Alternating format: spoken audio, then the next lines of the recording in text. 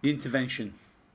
It was the fourth Monday in a row that Mel had come into work with bruising on her face. But this was the worst. Not only was there bruising, but Mel also seemed to be, if not exactly limping, then at least moving very stiffly.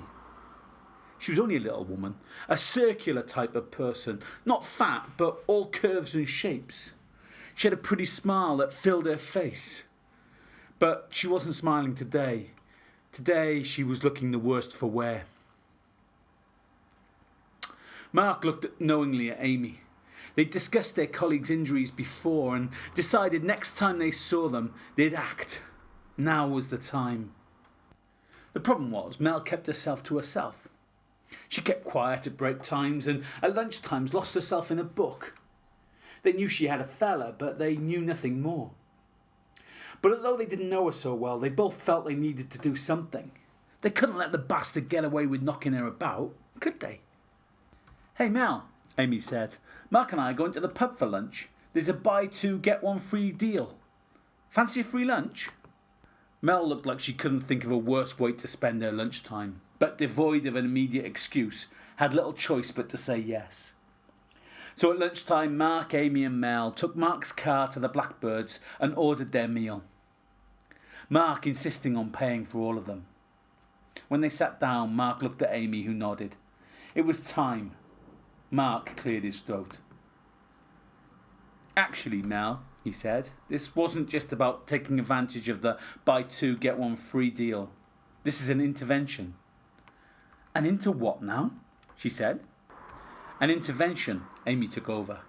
"We know we're only colleagues and we don't really know you from Adam, but we can't just sit by and let this happen without saying anything." Let it happen? Let what happen? Mel didn't have a clue what her colleagues were blathering on about, and she didn't like their slightly patronising tone. "Is something happening at work?" she asked. "Look, Mel," Amy continued, "we know that it's hard to admit. You're a victim and that's not nice, but we're here to help you." "A victim? What are you on about?"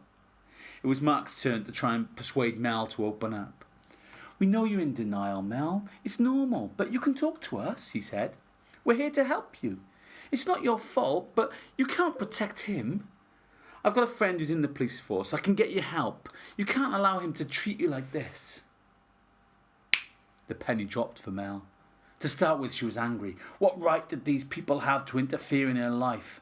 These two do-gooding pricks casting aspersions on her and Dan. They didn't care about her. They just wanted to be heroes. "Who the hell are you to intervene in my life?" she said angrily. She was about to walk out in a huff when the food came. It looked good and she was hungry. Maybe she'd stay and have a mouthful or two before she stormed out.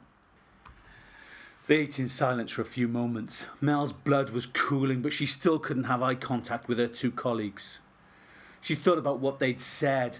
Maybe they were just trying to help her. Maybe they did have her best interests at heart and didn't have an ulterior motive.